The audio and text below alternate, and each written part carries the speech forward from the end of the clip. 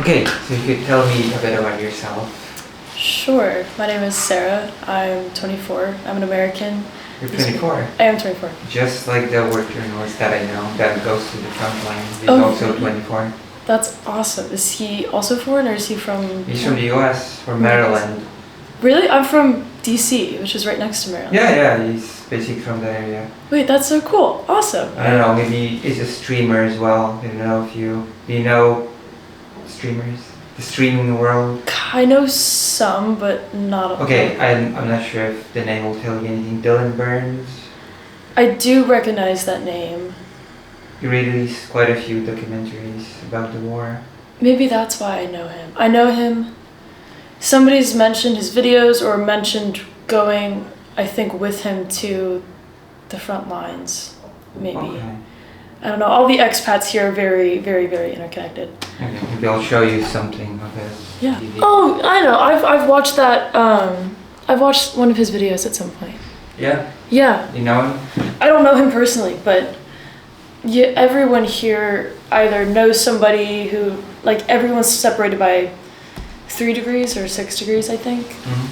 And especially the expat community, and even more specifically with Americans, not necessarily tight, but there's a lot of crossover, whether it's journalists or nonprofit work or embassy work, State Department, Right. things like that. Yeah. Yeah. Do you want me to start Yeah, over? I or do you got want me the to... spare batteries from him. Wait, that's super cool. That's awesome. But yeah, I moved here when I was 22 to work for Voices of Children. Yeah, I was 22. So I've been working in the organization for a year and a half in the partnership department. So initially I was brought on to work with international corporate donors and establishing our U.S. charity in the United States, of course. And now I work more so in crowdfunding, individual donors, partnerships. And it's been an incredible experience. Before that, I was in college, so I finished university at Tulane, and I studied economics and international political economics.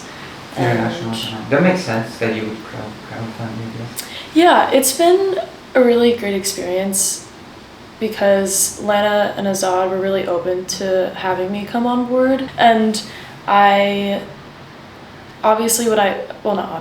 I moved here, I didn't have any Ukrainian language under my belt. And I still am pretty limited in how much I can speak, but they were open to having an English speaker. And so it's been wonderful being able to see the organization grow over the last 2 years and seeing how much has changed even since it was founded in 2018. 2008, okay. Yeah. And I guess I depend on the crutch of the fact that Polish is similar to Ukrainian. Yeah.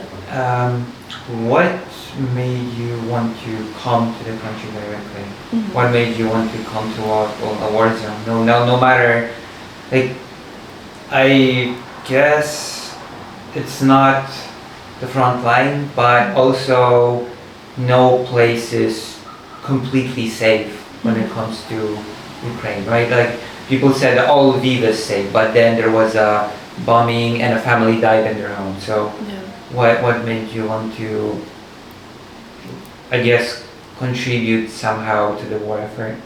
Yeah, so I had a unique experience where I was educated, I guess, on Ukraine prior to the full-scale invasion. And when I say educated, I mean I had experience coming to Ukraine and experience with Ukrainian family friends. So I was first exposed to Ukraine as a little kid. My dad was coming to Ukraine back and forth for work. He does global consulting. And so he had some clients here in Ukraine. How old were you when you first came here? I was, I believe, 14 when I first came here. But ever since I was 5 or 6, my dad was coming back and forth to Ukraine at some points. He was mainly traveling for work. And so as a kid, I was thinking, where's he going? He's not here, he's not at home. And he would bring back snow globes from Kyiv or sunflower t-shirts that he found on St. Andriivski's descent. And so he brought our whole family here to visit just for a week as tourists in 2015. And then I ended up coming back in 2018 for a month with my dad and my brother at the time, or my brother. And we were doing not just Kyiv, but we went to Chernobyl. We went down to Odessa and Mykolaiv. And this is when I first, I think, had a real understanding of the impact of what was happening in the East. I was not working, but I The was. war in Donbass, right? Yeah. And even just that whole eastern region, like as north as Sloviansk, which I'm pretty sure is pretty north in terms of geography. But I visited a camp for children, and it was called For the Right to Life or For Life.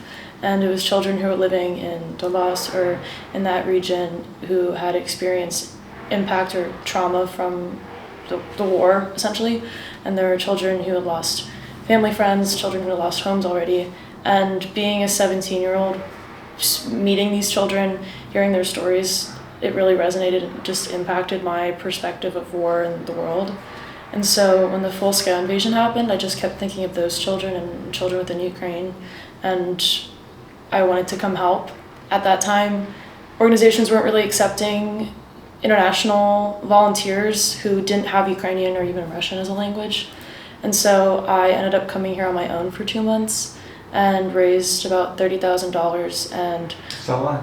yeah, I got a lot of support to do this project, which was really, I think, a stepping stone for coming here and being here today, and knowing that I had the support of friends and family and even strangers who found my fundraiser on GoFundMe and wanted to help and support.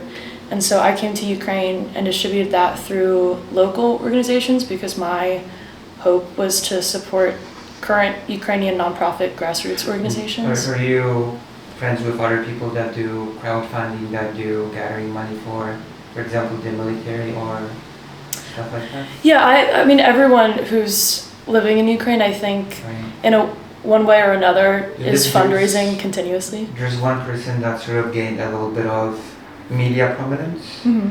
I'm not sure if you're familiar with the person, Anastasia from Kharkiv. I'm not sure. I would maybe need to see a picture or. Okay. And she's in Kharkiv still, or is she? Yeah, she lives in Kharkiv. She fundraises money for the war effort. Mm-hmm. Yeah, I think, if you go to any events in Ukraine, if you go to a concert at a local bar, if you go to a birthday party for somebody, everyone is always fundraising, and that's something that I think is really special about Ukraine, and something that Ukrainians do really well, and I admire for, because I'm not confident citizens in the U.S. would necessarily all be still after 3 years so strong in crowdfunding and fundraising for the war effort. It's a little bit of, especially since this year the situation has become quite, I would say, worse. Mm-hmm. Especially since as a citizen in the United States, I suspect you're keenly aware of the whole Trump situation. Mm-hmm. Yeah. Situation, I think, is a like the most G-rated way to explain it. It's Dodge, Elon Musk, the recent spat between Elon Musk and Trump. Yeah, it's incredibly disappointing and aggravating, invigorating. Like every day waking up and seeing something he said or some stupid spat, like that's the headline for the day, not anything else that's going on in the world. Yeah. And there's thousands of other things going on. I mean, unfortunately, when it is about him and things are happening around the world, it's usually not good, especially when it comes to Ukraine. I would say that his policy, his peacemaking leaves a lot to be desired. What are your thoughts on what's been happening since the beginning of his term to today? Honestly, it is laughable how he approaches this. He likes to try and take credit for things he did in his first term, which, if you want to play devil's advocate, yes, he did, for example, initially give Ukraine like the defense to fight back in those, right? To fight back in those first, couple of weeks or however long that's probably lasted. But even so, that was, in my opinion, almost blackmail, the way that he approached that exchange. Yeah, there was this phone call about Hunter Biden, I believe. Yeah, exactly. So I think he has little to no idea of anything when it comes to what is not just needed but deserved for Ukrainian people when it comes to this war. And every day I think it's the worst, and then it gets worse. So I don't know Yeah. what's in store for him in the future, but I don't think he's going to be the key in this peace deal. It started from him saying that he's gonna end the war before even taking office. Then it turned to, I'm gonna end the war within 24 hours upon taking office. Then it went to, I'm gonna end the war in half a year, then 100 days. I'm gonna get a ceasefire. I'm gonna get a partial ceasefire. I'm gonna try to get the conversation to a good place. Yeah, and then it turned into, well, if I was in office when this happened, I wouldn't have let this happen if I was in office. It's Biden's fault. It's Biden's war. And then on basically on his watch, Israel attacked Iran, and that whole argument just. Yeah. So that's why right now I honestly sometimes I joke with my friends. It sometimes feels safer here than it does back home in DC, because I don't even know. It's laughable. Well, then of course the ICE, the recent riots, like. Yeah, I will say I was really impressed with how the No Kings March occurred and how many people were out supporting and how many of my friends were out supporting. I had seen a lot of back and forth on social media about even propaganda of, oh, you shouldn't go because it's going to be so dangerous, don't go out and don't be there. And still seeing 2,000 protests across the country and people gathering together, it restored a little bit of hope that I have in democracy and, Yeah.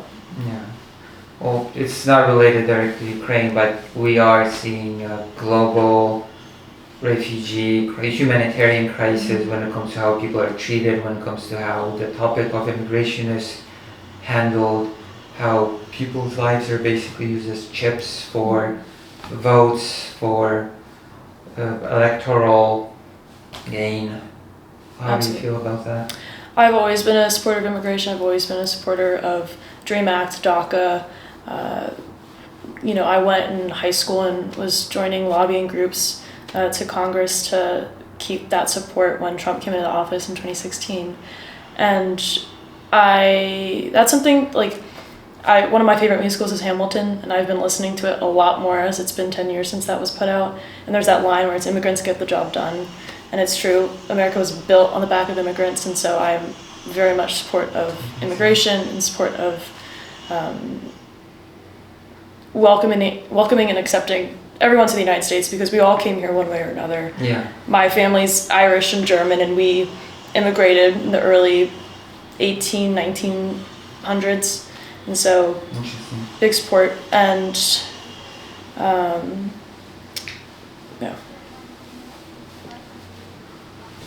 I feel like well, there's a lot to be talking about here, like with immigration. Like, I feel like people are just being demonized for trying to go to a place. I feel like the level of dehumanization that happens, and it's just not just U.S. It's in all over Europe as well. In Poland, we've had the crisis on the Polish-Belarusian border. I'm not sure if you're familiar with that whole topic, with how people were trapped in the so-called no one's land. Oh, no man's land. When was this? It's like this spot between borders that does not belong to any country. Yeah. Is this related to Ukraine, or is this separate? Yeah, it's separate. Okay. And just, there were... Yeah. I just wanted to be sure that I was like... I mean, Poland did receive a lot of Ukrainian refugees when the war started. That's one of the things that Poland actually did. Yeah. Okay, in my opinion. Although I think it could have done more. Like, for example, during World War II, Iran received, which is not a super well-known fact, but Iran received hundreds of thousands of Polish refugees during World War II. And Iran organized Polish education for Polish children with Polish language, history, classes, everything, the whole package. So I didn't know that. That's really cool. yeah, so I feel like Poland, with its proximity and even linguistic proximity, should do something like that for Ukrainian children as well that are refugees. But Interesting. Yeah, that would be that would be great. And I know there are some programs that work on integrating Ukrainian children or young adults at least into schools or Polish culture, and reinstating Ukrainian culture and bringing that awareness. But I know that it was really hard for people that I know who left Ukraine in the early days and were living in Germany or living in other places in Europe and had a really difficult time assimilating, and they ended up returning because they want to be home and they want to be with their friends. Yeah. And so that would be interesting. It's especially tough for children Yeah, who go there and whole lives are uprooted. absolutely. And it's always interesting when that makes me think of conversations I have back in the US, especially the first days of war, or not first days, but actually after a couple of months of the full-scale invasion, when I knew people saying, well, I see videos of Ukrainians out on the street drinking at bars, and Ukrainians are just living life, like it doesn't seem like there's a war there. And I always, especially for those who are really conservative, I always talk to them and I say, well, how did you feel after 2 weeks of COVID and being at home and not being able to go back to your daily routine? Like, you were really upset. I say it's a completely different situation and scenario.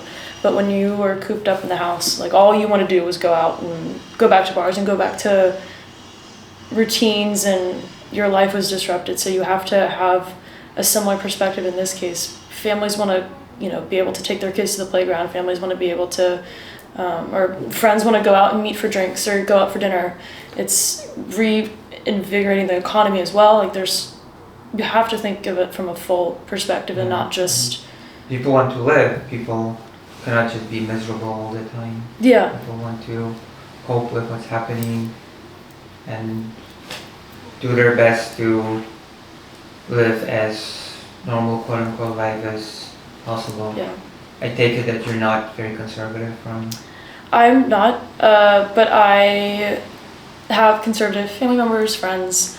I try not to put myself in a bubble. I think it's really important to keep an open mind, and there are certain things I don't agree with and can't agree with, but that doesn't mean I'm going to shut down somebody if they try to explain it to me. I'll just kind of nod and say, okay, I agree with that, or I don't agree with that. I try to really just, I don't know, everyone has different experiences in the world, and limiting yourself to being surrounded by people with your same opinions, I think, doesn't improve, diversity of thought. Yeah. That's true. But I'll still,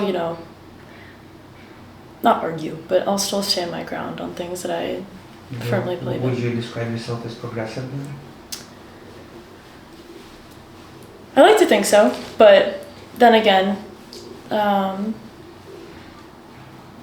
try to think of myself as middle ground, and I want to become more bipartisan in terms of my beliefs in policy and things that have an impact. When I first started university, I was studying social policy. I had, growing up in DC, spent a lot of time down near the Capitol, around lobbyists, Congress members, and I had this understanding that, if you're the person writing policy, you're the one making change.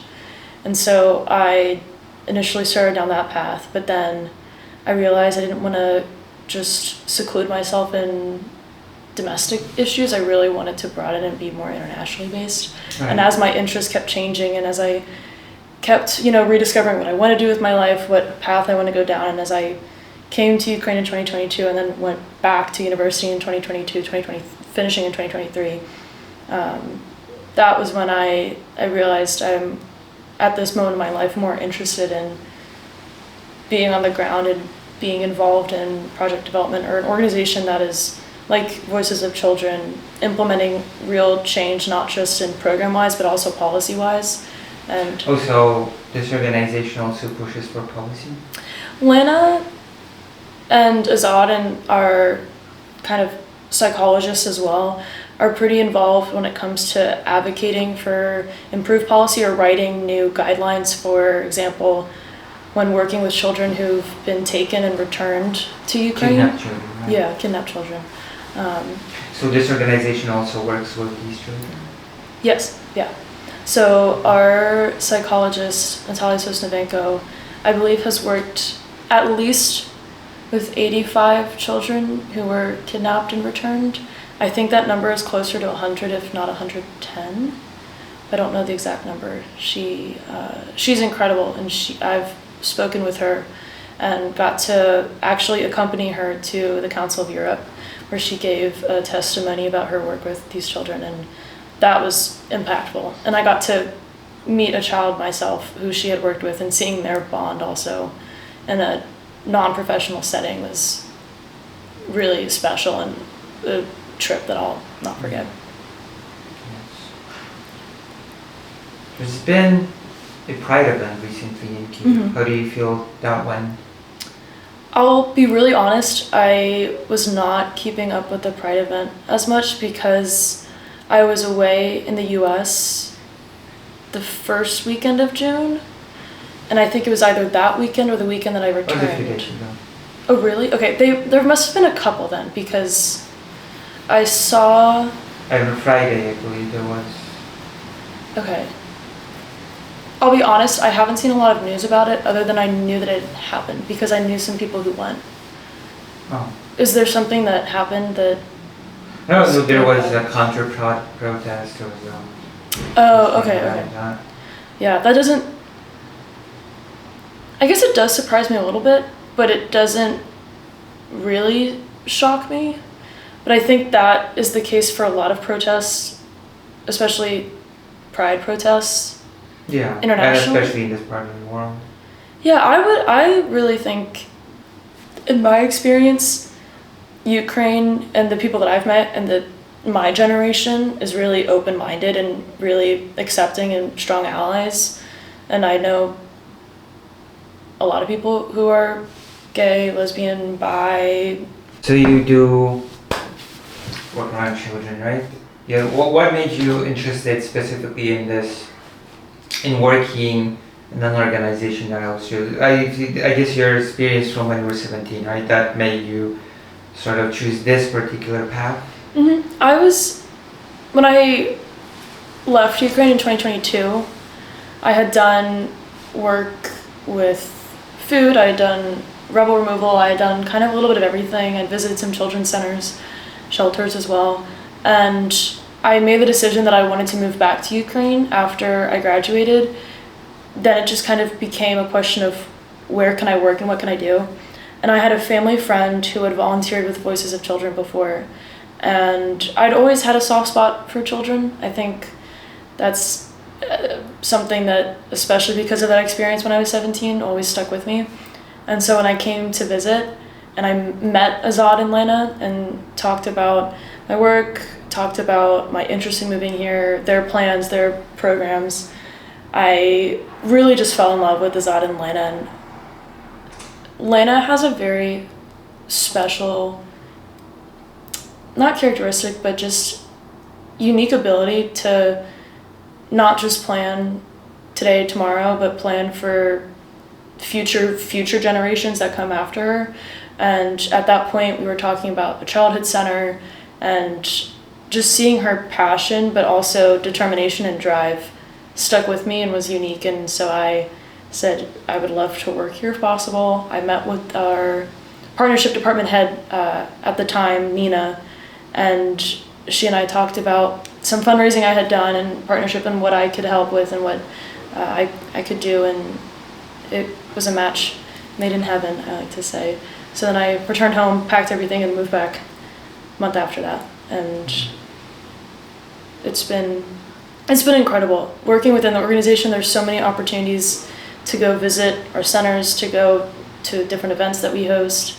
I had mentioned a little bit earlier, I was in Sumi for just a couple of hours. I was also Apparently now it's more difficult to get in.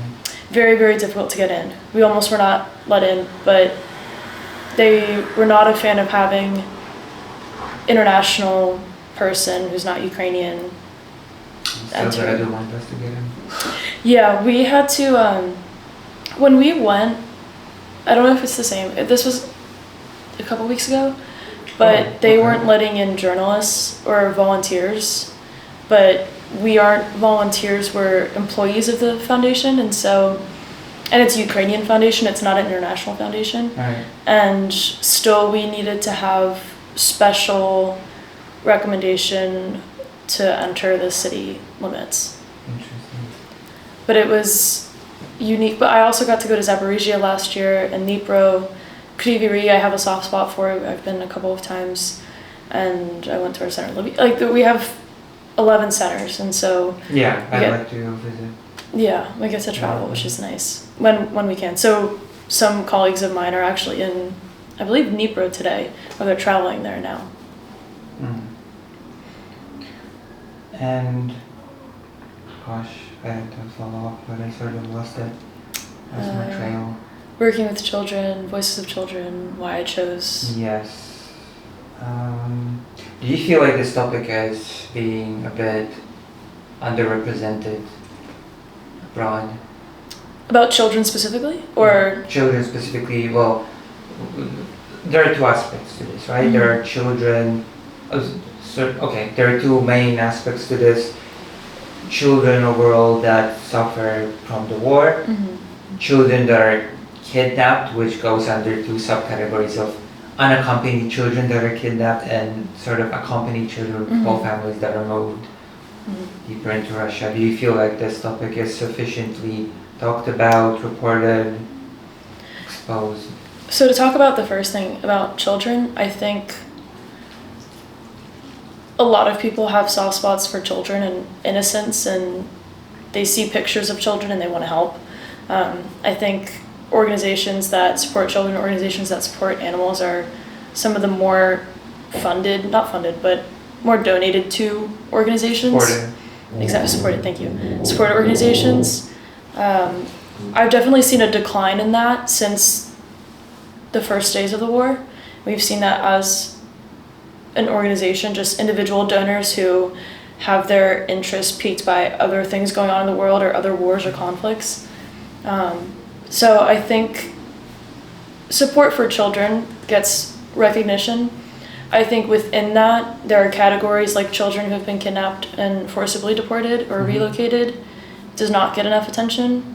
And that's something I've encountered firsthand, where I've met Americans who say, or to me in the US, or come to Ukraine and say, oh, that's not happening. That's AI generated images, or that's fake news, or that's however they describe it. And that is heartbreaking and incredibly frustrating, but I have the unique opportunity as an American who's met and heard stories of a number of children personally who have returned and now have been supported by Voices of Children, say, okay, well, let me share with you these 3 stories that I can share with you personally, and I have that human-to-human connection. And those people would be wrong to say, well, no, that's not true to my face. But online, they can be bots and handle that awfully. But I think this is definitely a topic that's not discussed enough internationally.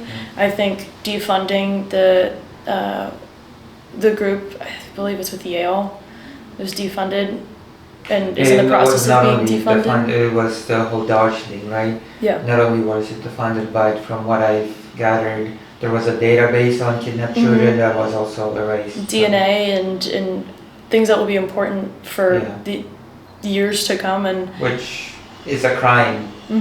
By the way, it's a crime to delete, get rid of war crime evidence. Yeah. Which was done. So. Exactly. I think the there's so many aspects within this that are not discussed, and that includes even how to return the children. There's no guideline, there's no map of, okay, well, you have to do this, sign this agreement with this countries, and this person plays like a peacekeeper, and then they come returned, and then what happens after that? How do we support the children who come back? With places like Russia, some of the rescue, because it's a rescue operation, well, for understandable reasons, those sort of procedures are kept secret because, it might just jeopardize future operations. Well, I mean, like, in history, I don't mean specifically these operations occurring today. I mean, in general. I love history. I like reading about history. I like watching about history. I like documentaries a lot. Whether that's about Euromaidan, for example, or if that's about Civil War, things like that. I like all kinds of history, but I think more modern history is more interesting to me. When I say more modern, I mean as of like 2000s, so very current history. Okay. Current events, more so, I guess. Right. International relations? Not international relations, international political economics. Okay. And so for the majority of that was taking economics courses. Part of that was studying history of the economy and politics in the United States. Most of it was domestic based, except for certain classes I took, like global food economics or what other international courses did I take at the time? It was more so broad, like international trade, than it was concentrated. That is interesting. You're probably very keenly tuned into the whole tariff mess.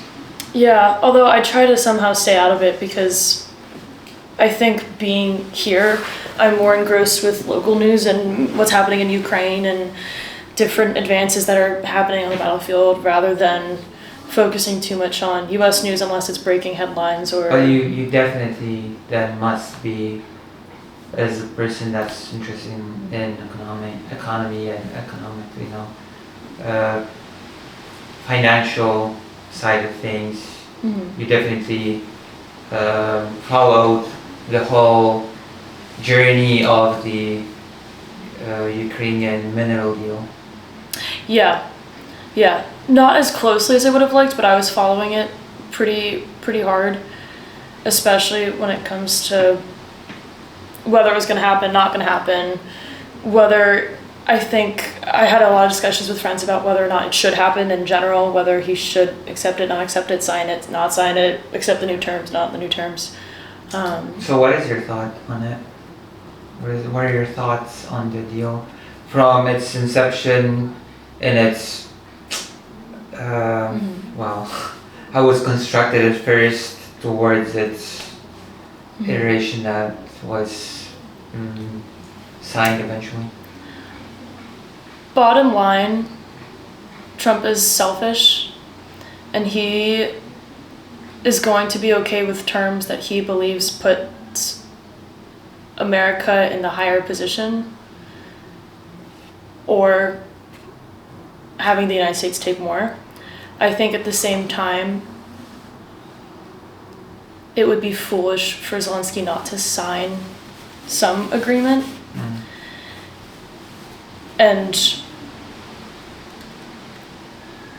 I spent a lot of time discussing it with my family because we're all entranced by Ukraine and current events and the mineral deal. At the end of the day, as much as I want Ukraine to have what it deserves, that can't happen. And so if this was a necessary step in order to continue support with the United States, I think out of all of the options and all of what could happen, it was a good choice, I think, to sign it. I don't know all of the specific intricacies. I would be lying if I said that I knew the deal back and forth like the back of my hand. But What I really love about economics is even the societal standpoint of economics and why people make decisions, and Yeah. seeing how much an impact that sociology has on economics. That is something that really entices me. And so for me, was my perspective on it, understanding the current events, what's happening outside of the deal in order that gets two people to the table to sign. Yeah. Well, I feel like when the deal was first proposed, it was that was the most ridiculous form of the deal. Like it was basically saying, because let's remember that the Budapest Memorandum still happened, like the whole Ukraine giving up its nuclear arsenal in order to put this guarantee of the integrity of its borders. That all happened, and it's basically the deal as it was proposed at first. In my mind, it was basically saying, okay, now you must pay us in order for us to keep our end of the bargain when it comes to the Budapest Memorandum, and to me it feels,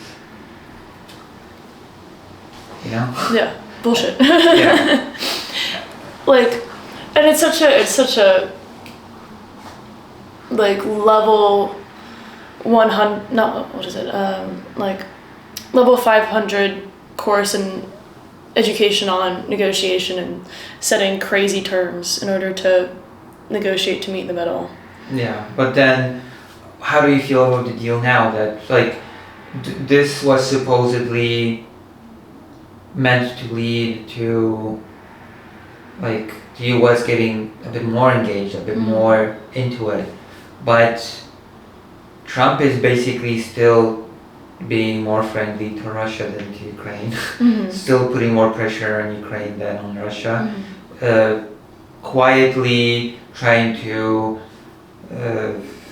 affect Congress to loosen sanctions, diverting anti-air missiles to the Middle East rather than giving it to Ukraine, and like basically putting a stop to military aid.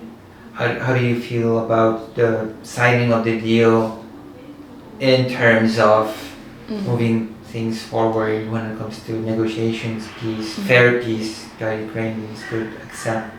Yeah, for me the concern at the time, and talking back through this again now, because I haven't honestly thought about the deal in a while since it was kind of current news, I remember being really concerned about the stop of intelligence sharing. Like, that was something that was really important, that I was not just reading but picked up on and could tell was impacting Ukraine, and understanding when the next attack is going to happen.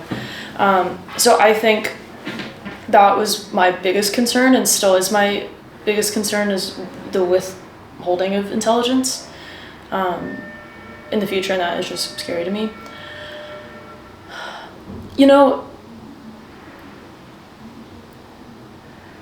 Trump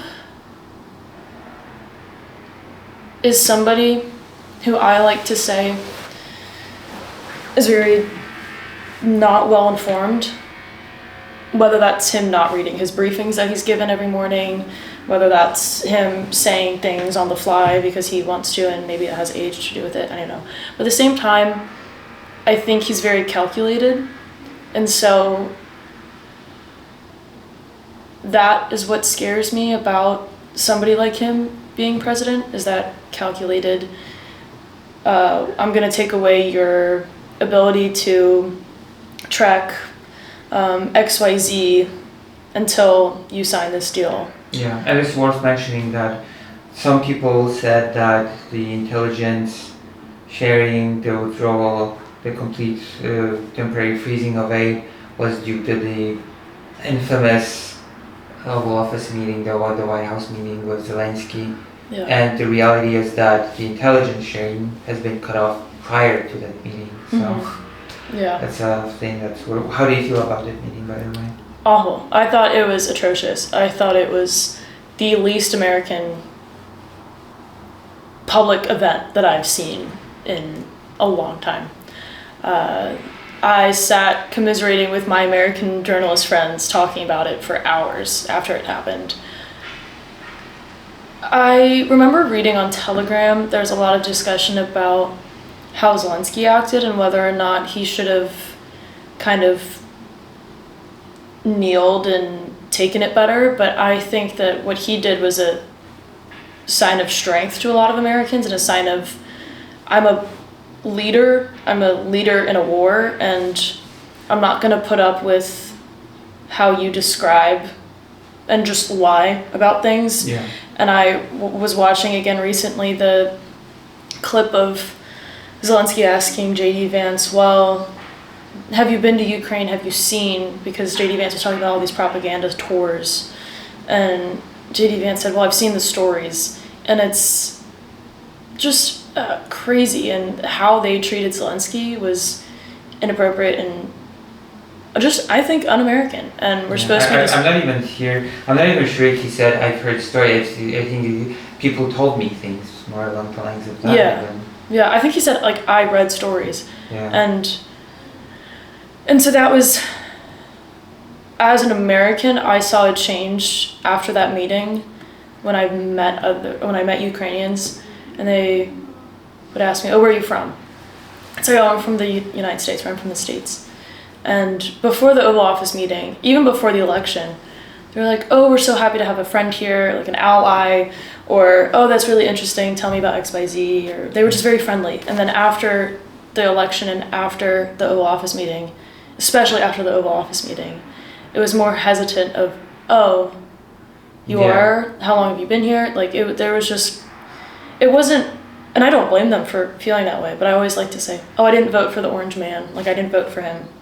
Yeah. And they'd say, oh, okay, and they'd feel a little bit more comfortable. And Relief. Yeah, like, I'm a friend, I'm on your side, I'm here supporting with, I personally feel about that meeting that Zelensky basically just brought up the most basic and reasonable things that you could bring up, like, okay, turning children. Ceasefire, turning children, but ceasefire, but what about security guarantees? Mm-hmm. And then that was the start of this whole mess of the meeting. Yeah, and showing pictures and, like, literally the most basic of terms ever.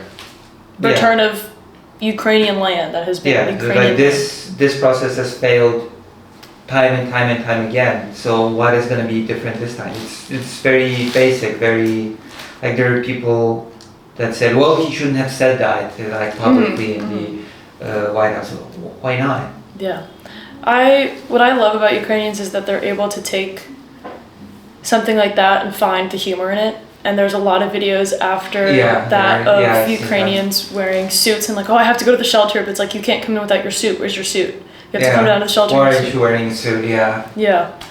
Which I also I thought it was one of the most remarkable moments from that meeting was when they asked, why aren't you wearing a suit? And he goes, a costume? Why am I not wearing a costume? And it's funny because it's the Ukrainian word for suit. But then at the same time, you think, like, I could think of it as a costume, like him having to wear a suit to come to the Oval Office, where that's not what he's wearing every day here. So, like, I'm not going to put on a costume to come, like... Yeah, to sort of just, Yeah. It was funny in that sense. And you said that people have a soft spot for children and that fundraising, it helps with the fundraising. Mm-hmm. Can you tell me about your work when it comes to that? Sure. So, part of crowdfunding and fundraising obviously comes a little bit with marketing and how you express what you're raising money for, and then what imagery you use in juxtaposition with that.